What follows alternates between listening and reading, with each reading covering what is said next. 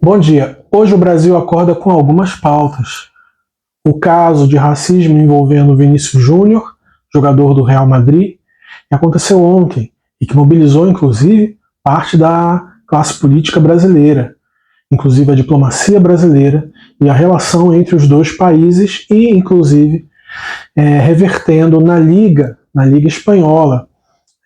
Mas a gente também teve um caso importante, que foram as declarações de Lula no fim do G7 e, sobretudo, o mal-estar causado com a Ucrânia.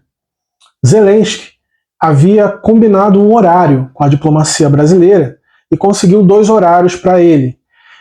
O principal e mais acertado era o horário de 3h15 da tarde. Foi aí que o Lula então sinalizou que poderia se reunir com Zelensky, depois de alguns dias de pressão do Ocidente para que o Lula se reunisse com Zelensky. Aconteceu que o Lula cedeu às pressões e foi reunir. Ele esperou o Zelensky no horário agendado que a diplomacia da Ucrânia tinha dado ok. O Zelensky disse que estava atrasado. Então o Lula encaixou o presidente do Vietnã e esse presidente foi atendido, levou quase 1 hora enquanto isso o Lula esperava, e o Zelensky não compareceu e não ofereceu um novo horário e uma nova data. Isso fez com que o Lula então cancelasse, porque o Lula não poderia passar o dia esperando alguém. Ele cancelou essa agenda com o Zelensky, foi tocar outras agendas e no final ele faz um pronunciamento numa coletiva de imprensa e ele explica que ele esperou pelo Zelensky e o Zelensky não compareceu. Ele também faz algumas declarações. Ele diz que a fala do Biden no dia anterior não foi pela paz. Ele diz que o Ocidente, de uma forma geral, a OTAN e a União Europeia, não estão olhando para uma terceira via possível de paz. Estão olhando para que a Rússia ceda espaço e a Ucrânia vença, seja no grito, seja na diplomacia, na imposição diplomática, seja na arma.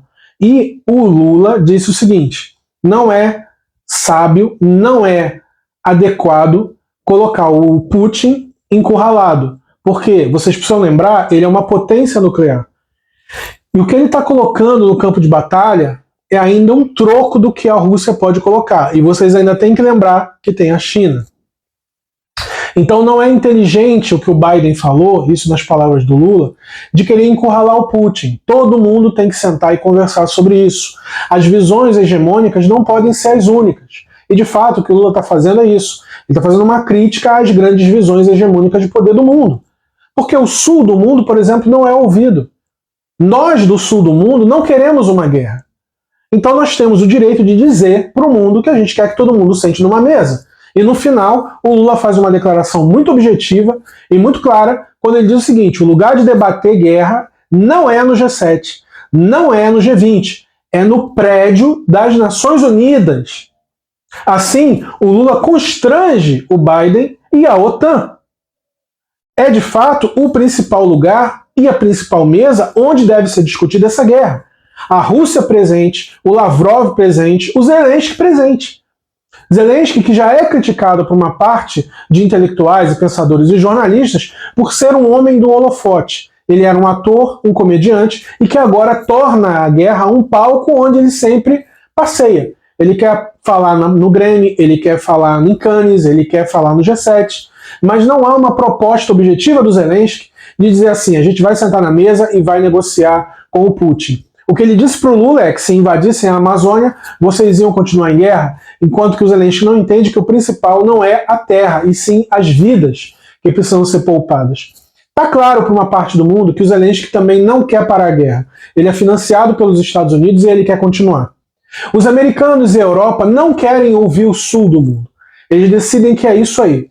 Agora, resta uma questão. Se a OTAN quer tanto o fim da guerra, e se os americanos querem tanto o fim da guerra, por que não aceitaram logo a Ucrânia na União Europeia?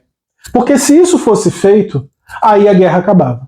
Eu vou dizer por quê. Porque aí você está cometendo uma agressão territorial à Europa, à União Europeia. Aí a coisa muda de figura e a negociação vai para outro patamar e a Rússia então tem que parar.